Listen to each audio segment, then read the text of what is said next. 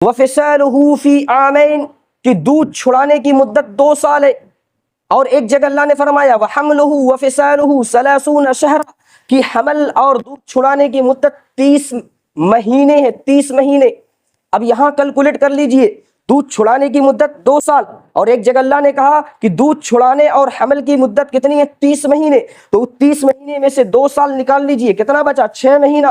گویا حمل کی کم سے کم مدت کتنی ہے؟ 6 مہینہ.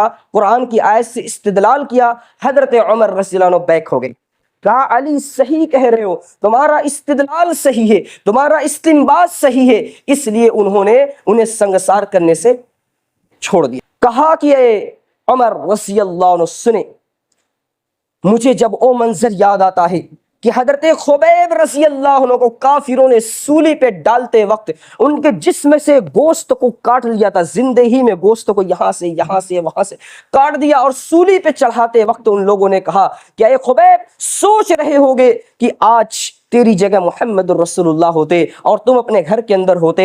کہا کہ اے لوگوں سنو، میں یہ نہیں سوچ رہا ہوں، میں تو یہ سوچ رہا ہوں کہ مجھے سولی پہ چڑھا دیا جائے، مجھے قبول ہے، مگر میرے آقا جناب محمد رسول اللہ کے پیر میں کانٹا تک نہ چبھی. اللہ اکبر. یہ عقیدت، یہ محبت. اس وقت میں کافر تھا، مسلمان نہیں تھا، اور میں نے خبیب کا کوئی تعاون اور مدد نہیں کی. مجھے ڈر ستا رہا ہے کہیں رب ذوالجلال یہ پوچھ دے کہ اے سعید بن عامر، تم وہاں موجود تھے اور تم نے اپنے بھائی خبیب کی مدد کیوں نہیں کی. مجھے اس وجہ سے جب یہ چیز یاد آتی ہے، یہ منظر یاد آتا ہے، میں بے ہوش پڑ جاتا ہوں. ان الحمد للہ نحمده ونستعینه ونستغفره ونعوذ باللہ من شرور انفسنا ومن سیئات اعمالنا من يهده الله فلا مضل له ومن يضلل فلا هادي له واشهد ان لا إله إلا الله وحده لا شريك له وأشهد أن محمدا عبده ورسوله. يا أيها الذين آمنوا اتقوا الله حق تقاته ولا تموتن إلا وأنتم مسلمون. يا أيها الناس اتقوا ربكم الذي خلقكم من نفس واحدة وخلق منها زوجها وبث منهما رجالا كثيرا ونساء واتقوا الله الذي تساءلون به والأرحام إن الله كان عليكم رقيبا. يا أيها الذين آمنوا اتقوا الله وقولوا قولا سديدا يصلح لكم أعمالكم ويغفر لكم ذنوبكم ومن يطع الله ورسوله فقد فاز فوزا عظيما. أما بعد فإن خير الحديث كتاب الله وخير الهدي هدي محمد صلى الله عليه وسلم وشر الأمور محدثاتها وكل محدثة بدعة وكل بدعة ضلالة وكل ضلالة في النار. أعوذ بالله من الشيطان الرجيم. بسم الله الرحمن الرحيم. قاف والقرآن المجيد بل عجبوا أن جاءهم منذر منهم فقال الكافرون هذا شيء عجيب أإذا متنا وكنا ترابا ذلك رجع بعيد قد علمنا ما تنقص الأرض منهم وعندنا كتاب حفيظ بل كذبوا بالحق لما جاءهم فهم في أمر مريج أفلم ينظروا إلى السماء فوقهم كيف بنيناها وزيناها وما لها من فروج والأرض مددناها ألقينا فيها رواسي وأنبتنا فيها من كل زوج بهيج بارك الله لنا ولكم في القرآن العظيم ونفعنا إياكم بالآيات والذكر الحكيم إنه تعالى جواد كريم ملك وهو رحيم.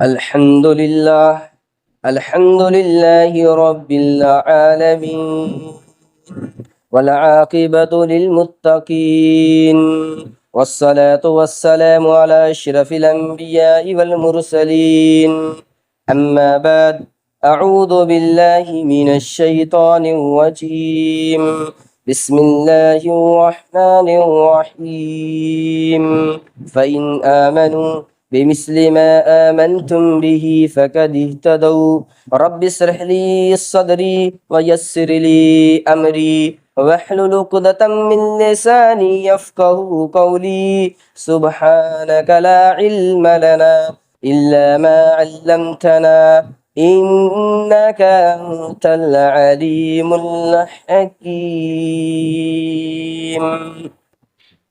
حاضرین جمعہ، سب سے پہلے تمام قسم کی تعریف، توصیف، کبریائی، بڑائی، حمد و ثنا، بادشاہت، ملوکت، جاہ و جلال اس رب ذوالجلال خالق دو جہاں مالک ارض و سما کے لیے ہے جو کائنات کی ہر شے کا خالق و مالک ہے.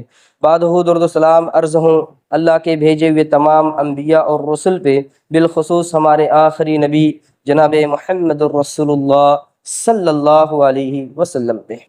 محترم سامعین، حضرت عمر فاروق رضی اللہ عنہ جو خلیفہ دوم ہیں، جن کے بارے میں ہمارے نبی نے کہا لو کان بعدی نبی لکان عمر، کہ میرے بعد اگر کوئی نبی ہوتا تو حضرت عمر ہوتے. تو عمر بن الخطاب کی سیرت، ان کے فضائل، ان کے مناقب آپ کے سامنے رکھے گئے. آج کے خطبہ جمعہ میں بھی انہی کے فضائل اور مناقب کو آپ کے سامنے ہم رکھنے کی کوشش کریں گے. حضرت عمر رضی اللہ عنہ جو کہ امیر المومنین تھے، خلیفۃ المسلمین تھے، آپ کی یہ عادت تھی، آپ کا یہ معمول تھا کہ رات کے وقت آپ گشت کیا کرتے تھے تاکہ لوگوں کے حالات کا علم ہو. کوئی پریشان حال ہو تو ہم ان کی مدد کریں، کوئی ضرورت مند ہو تو ہم ان کی مدد کریں. آپ بازاروں میں جایا کرتے تھے، بازاروں میں دیکھا کرتے کوئی ریٹ ہائی کر کے تو نہیں سامان بیچ رہا ہے، کوئی سامان کا ذخیرہ تو نہیں کر رہا ہے، یعنی ہر طرح سے آپ مکمل طور پہ اپنی رعایا کا خیال کیا کرتے تھے.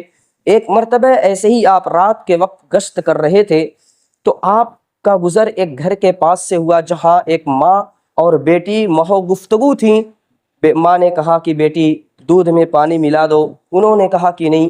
حاکم وقت امیر المومنین حضرت عمر بن الخطاب نے اس سے منع کیا ہے. تو ماں نے کہا بیٹی رات کی اس تاریکی میں کون سا عمر ہمیں دیکھ رہے ہیں؟ تو اس بیٹی نے کہا کہ میری ماں عمر نہیں دیکھ رہے ہیں مگر عمر کا رب، ہمارا رب اللہ وحدہ لا شریک تو دیکھ رہا ہے. یہ بات حضرت عمر رضی اللہ عنہ نے جب سنا، جب ان کی ان گفتگو کو سنا تو وہاں نشان لگوا دیا. اور پھر اگلے دن وہاں پہلے تو اپنے بچوں سے مشورہ کیا کہ کون ہے جو شادی کرنا چاہتا ہے. ان میں سے عاصم کو تیار کیا، عاصم تیار ہوئے. ان کا نکاح اس لڑکی سے کیا جو اللہ کے ڈر اور خوف سے دودھ میں پانی ملانے سے انکار کر دیا، فقط اس کے تقوی کی بنیاد پر. یہ نہیں دیکھا کہ غریب لڑکی ہے، غریب خاندان کی لڑکی ہے، نہیں، بس یہ دیکھا کہ وہ متقیہ ہے، پرہیزگار ہے، اللہ سے ڈرنے والی ہے. اس بات کو بیس بنا کر آپ نے اپنے بیٹے سے اس کا نکاح کیا. اور پھر انہی کی نسل سے آگے چل کر عمر بن عبد العزیز رحمہ اللہ ایک ایسے شخص پیدا ہوتے ہیں کہ جن کے بارے میں آپ پڑھیں تو آپ کو خود معلوم ہوگا کہ انہیں 5واں خلیفہ کہا جاتا ہے۔ آپ کا مقام بہت اونچا تھا۔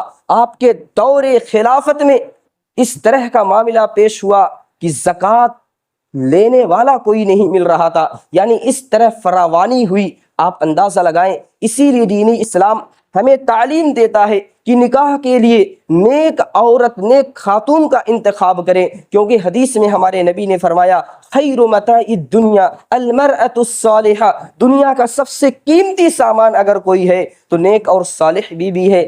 حضرت عمر رضی اللہ عنہ نے اس کی نیکی اور اس کے تقوی کو بنیاد بنا کر اپنے بیٹے کا نکاح کیا، اور پھر ان کی نسل سے عمر بن عبدالعزیز رحمہ اللہ پیدا ہوتے ہیں۔ اور یہاں یہ نقطہ بھی یاد رکھیں کہ آپ نے کان لگا کر سنا ان کی بات کو، جبکہ کسی کی بات کو اس طرح کان لگا کر سننا شرعاً منع ہے، مگر یہاں یہ نقطہ یاد رکھیں، حاکم وقت کے لیے یہ کوئی مسئلہ نہیں۔ حاکم وقت حالات کو معلوم کرنے کے لیے ایسا کر سکتا ہے، جبکہ عام لوگ کسی کی بات کان لگا کر سنیں، کوئی کسی گھر میں گفتگو کر رہے ہوں، بات کر رہے ہوں، ہم کان لگا کر سنیں، اور یہ چیز بہت عام ہوتی جا رہی ہے ہماری ماں بہنوں کے اندر، ہمارے مردوں کے اندر، تاکہ ہم ان کی بات کا اندازہ لگائیں، پھر اس کے مقابلے میں ہم کھڑے ہوں۔ یہ ساری چیزیں کرنے کی کوئی ضرورت نہیں ہے، اس سے کلی طور پر بچیں۔ اگر کسی کے بارے میں واضح آپ کو ثبوت مل جائے، پھر آپ بنفس نفیس ان سے ملاقات کریں اور کہیں کہ آپ ہمارے بارے میں ایسا کیوں کہتے ہیں، اس طرح اس طرح جو بھی بات ہے، لیکن کان لگا کر سننا یہ صحیح نہیں ہے۔ البتہ حاکم وقت کے لیے کوئی مسئلہ نہیں۔ تو حضرت عمر بن الخطاب رضی اللہ عنہ کس طرح اپنے رعایا کے تحت آپ محنت اور کوشش کیا کرتے تھے اور اپنے رعایا کا خیال کیا کرتے تھے، اور آپ کے اندر تقوی کس قدر تھا کہ آپ کے دور خلافت میں ایک مرتبہ قحط سالی پڑی، بارش نہیں ہو رہی تھی، تو آپ نے یعنی استسقاء کی نماز کے لیے لوگوں سے کہا، لوگ ایک جگہ جمع ہوئے، آپ نے دعا کے لیے کس کو منتخب کیا؟ حضرت عباس رضی اللہ عنہ، آپ صلی اللہ علیہ وسلم کے چچا حضرت عباس رضی اللہ عنہ کو منتخب کیا۔ ان کے پاس گئے اور کہا، اے عباس، اللہ کے نبی صلی اللہ علیہ وسلم کے زمانے میں جب یہ معاملہ پیش ہوتا، ہمارے نبی خود دعا کیا کرتے تھے، اللہ کے حکم سے بارش ہو جاتی، اب ہمارے نبی ہمارے بیچ موجود نہیں، اس لیے ہم چاہتے ہیں کہ آپ چلیں، اللہ سے دعا کریں، اللہ تعالیٰ بارش نازل کرے گا۔ حالانکہ عمر رضی اللہ عنہ خود متقی اور پرہیزگار تھے، آپ عشرہ مبشرہ میں سے تھے، آپ کے فضائل بہت، مناقب بہت، لیکن آپ نے اپنے آگے حضرت عباس رضی اللہ عنہ کو خود پیش کیا اور کہا، اے عباس، آپ یہ کام انجام دیں۔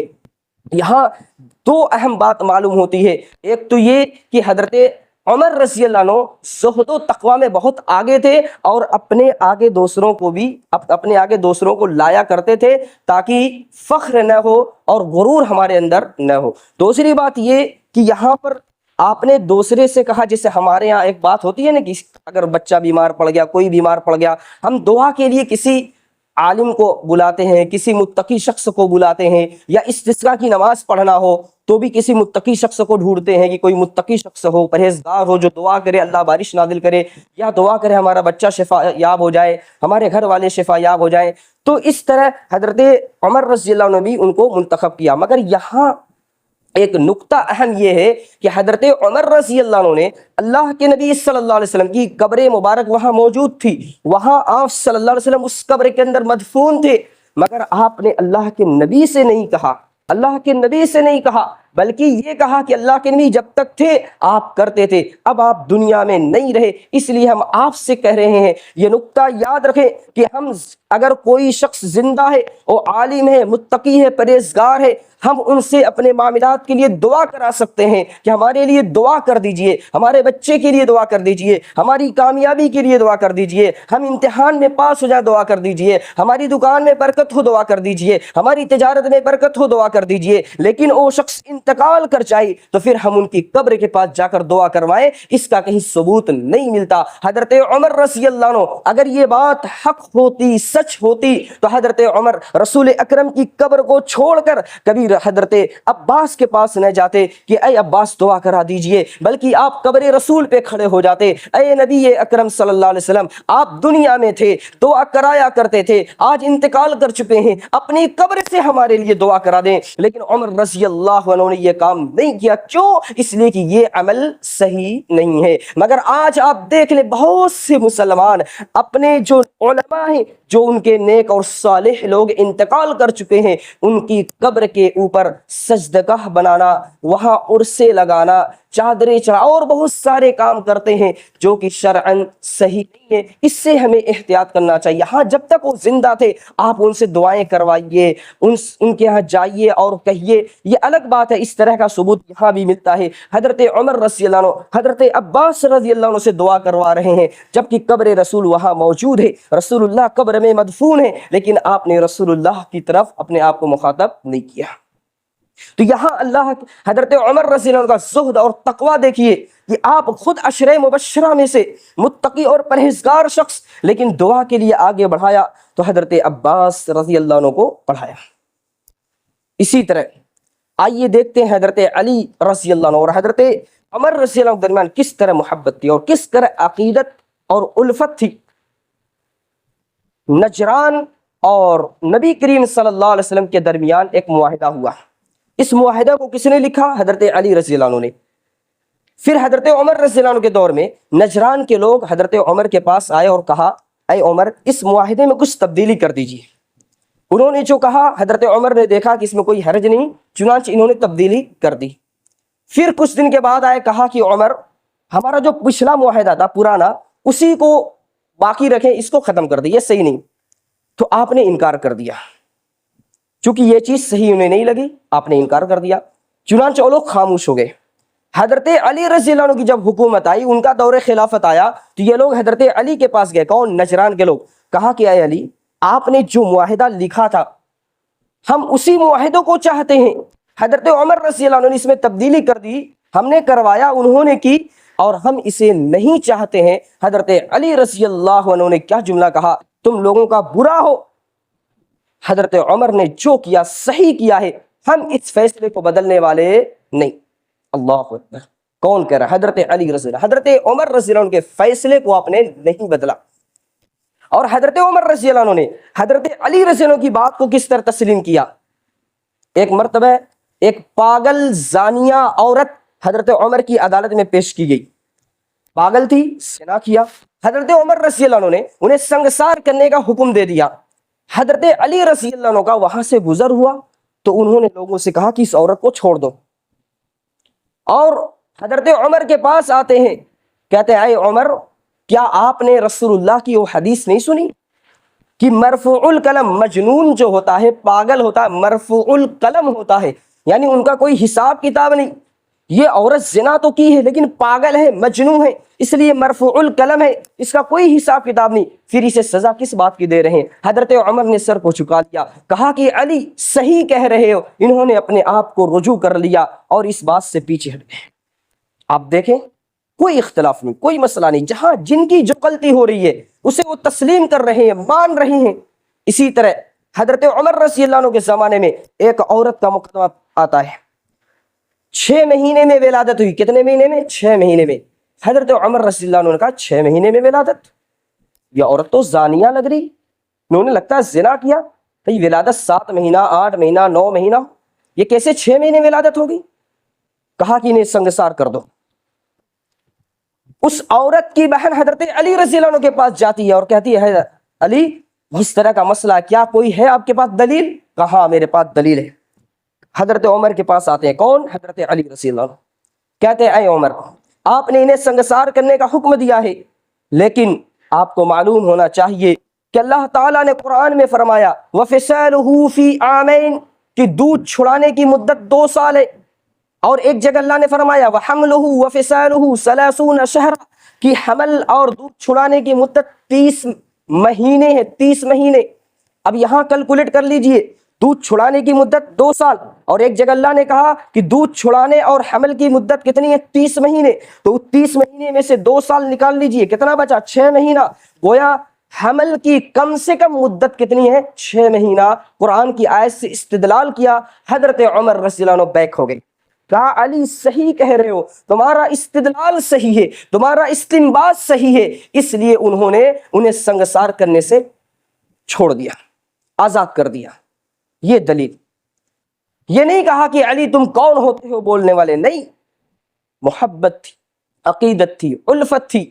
اور اسی طرح کا ایک مسئلہ یہ بھی پیش آیا، یہ مسئلہ میں اس لیے بیان کر رہا ہوں، یہاں آپ یہ بھی جان لیں ان کے درمیان کوئی مسئلہ نہیں تھا، یہ بھی جان لیں کہ بڑی سے بڑی شخصیت سے بھی بسا اوقات غلطیاں ہو سکتی ہیں، اور یہ بھی جان لیں کہ اگر غلطی ہو گئی اور کوئی حدیث رسول آ گئی تو ہمارے اسلاف رجوع کر لیا کرتے تھے، پلٹ جایا کرتے تھے۔ یہ نہیں کہ میں نے جو کہہ دیا سو کہہ دیا، میری بات پتھر کی لکیر ہے، میں پلٹنے والا نہیں۔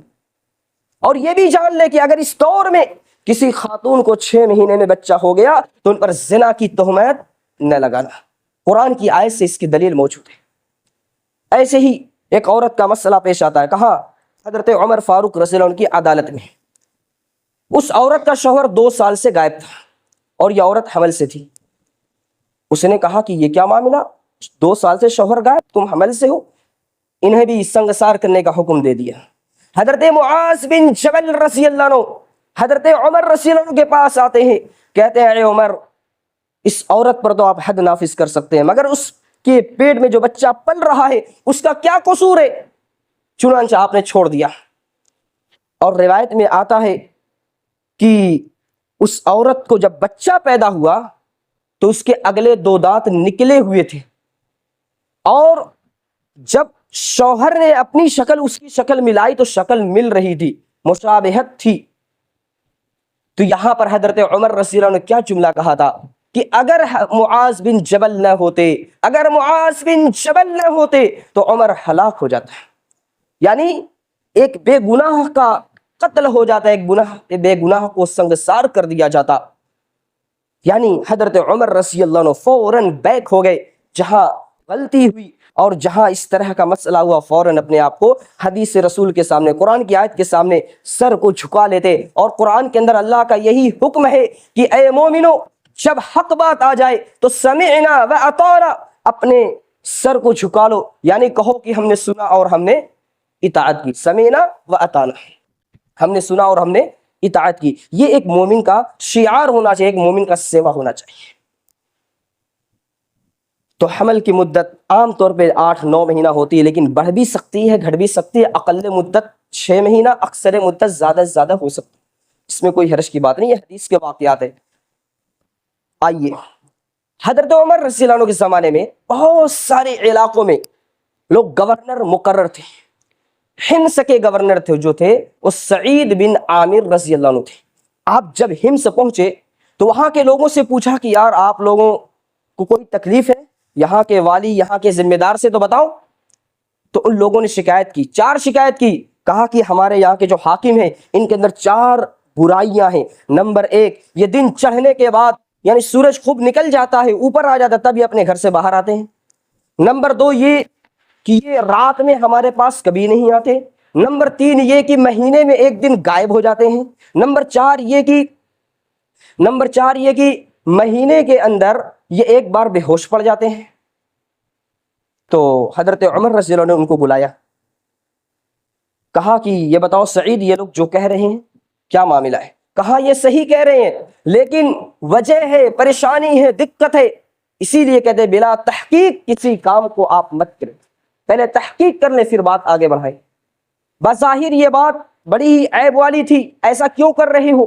لیکن حضرت عمر نے جب انہیں بلایا اور تحقیق کی، مسئلہ واضح ہو گیا۔ انہوں نے کہا اے عمر، آپ جانتے ہیں کہ میرا کوئی غلام نہیں ہے، میرے پاس کوئی غلام نہیں، اس لیے صبح کے وقت فجر کی نماز کے بعد میں آٹا گوندھتا ہوں، آٹے میں پانی ڈالتا ہوں، اسے گوندھتا ہوں، پھر اس میں خمیر آنے کا انتظار کرتا ہوں، پھر اس کے بعد روٹی پکاتا ہوں، پھر اس کے بعد وضو کرتا ہوں، پھر اس کے بعد باہر آتا ہوں، اس لیے ٹائم لگ جاتا، میں کیا کروں؟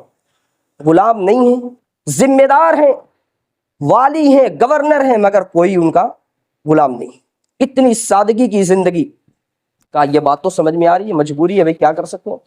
کہا پھر یہ بتاؤ کہ رات میں تم لوگوں کے پاس کیوں نہیں آتے؟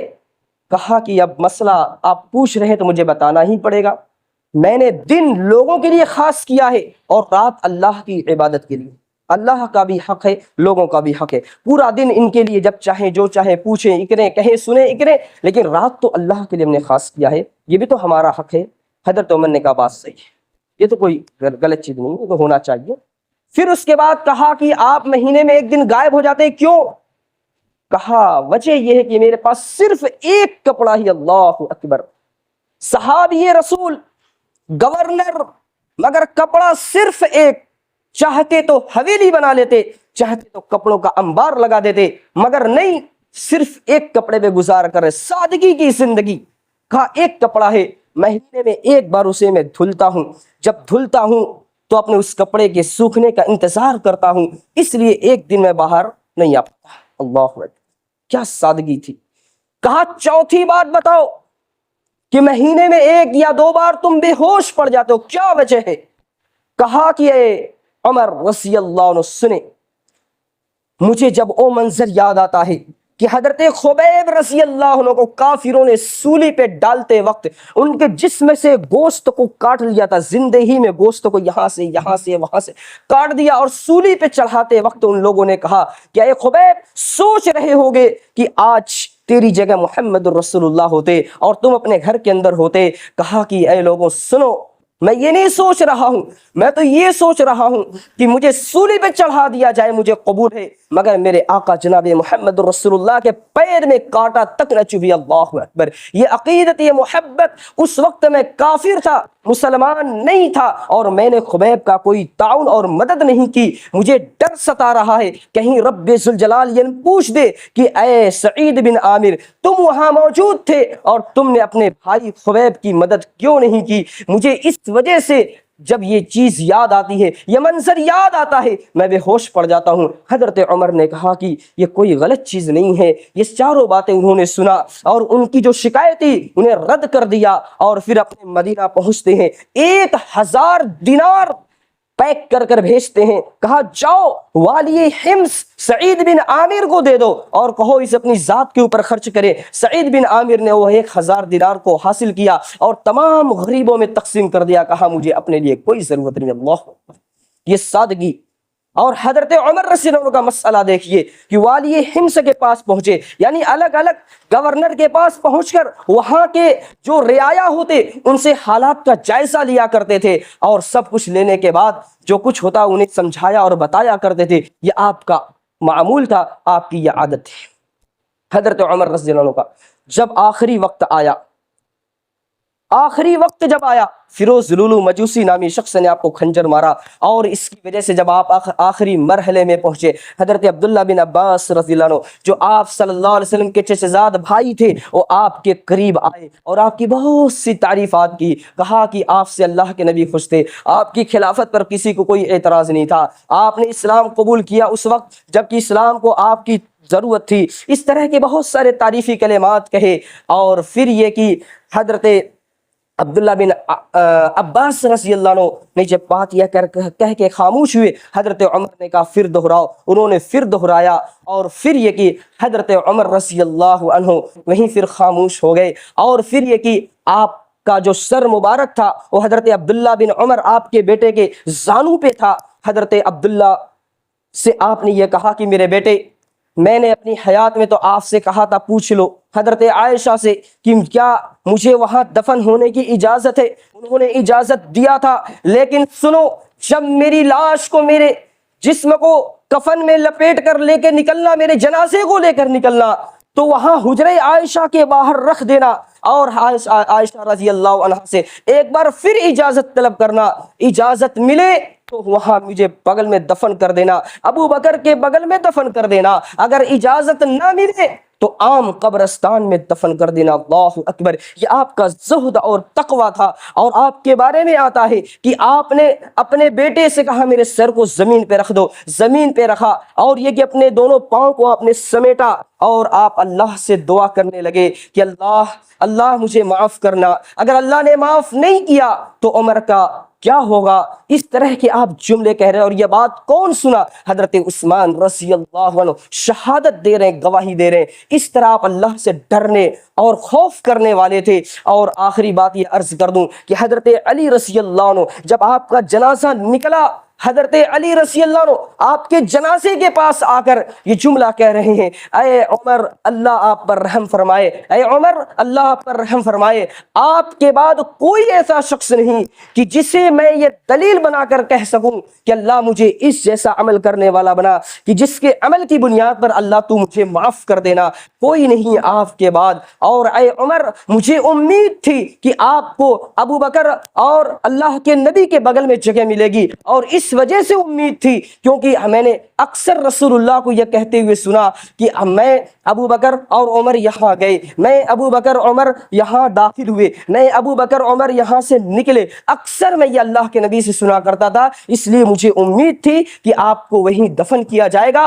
اور پھر آخر میں حضرت عائشہ نے اجازت دی اور وہیں آپ کو دفن کیا گیا۔ آج بھی آپ کی قبر رسول اللہ صلی اللہ علیہ وسلم کے بغل میں ابو بکر پھر حضرت عمر رضی اللہ عنہ موجود ہیں۔ یہ حضرت عمر رضی اللہ عنہ کا زہد اور تقوی، اور اس طرح آپ اس دنیا سے رخصت ہوئے۔ آپ کی جدائی سے لوگوں کو بہت رنج اور غم ہوا، بہت لوگ رنجیدہ ہوئے، غم زدہ ہوئے، اور آپ نے اپنی زندگی کو کس طرح مثالی زندگی بنائی، کس طرح تقوی والی زندگی بنائی، اور کس طرح آپ لوگوں کے مسائل کو سنا کرتے تھے، کس طرح لوگوں کے کام آیا کرتے تھے۔ آج کے دور میں ایسے حکمراں کی ضرورت ہے جو لوگوں کے حالات کو معلوم کرنے کے لیے رات کے وقت گشت کیا کرے، جو لوگوں کے حالات کو معلوم کرنے کے لیے لوگوں کے یہاں جایا کرے، اور ضرورت پڑنے پہ اپنے پیٹھ کے اوپر بوریاں لاد کر ان کے گھر پہنچا دیا کرے، ضرورت پڑنے پہ اپنی بیوی ام کلثوم کو لے کر چلے جائیں، اور کسی خاتون کی یہاں ولادت کا مسئلہ اسے آسان بنا دیا کریں۔ یہ کوئی معمولی چیز نہیں ہے، آج کے دور میں دنیا کے اندر ایسے حکمراں کی ضرورت ہے۔ اللہ تعالیٰ سے دعا ہے رب العالمین ہم تمام لوگوں کو اصحاب رسول کی زندگی کو پڑھنے اور اس سے عبرت حاصل کرنے کی توفیق عطا فرما۔ مولا کریم ہم سب کو عمر فاروق رضی اللہ عنہ کی پوری لائف کو، پوری زندگی کو پڑھنے اور اس سے عبرت حاصل کرنے کی توفیق عطا فرما۔ اللہ تعالیٰ ہمیں جب تک زندہ رکھ دین اور ایمان پہ، جب ہمارا خاتمہ ہو خاتمہ بالخیر ہو۔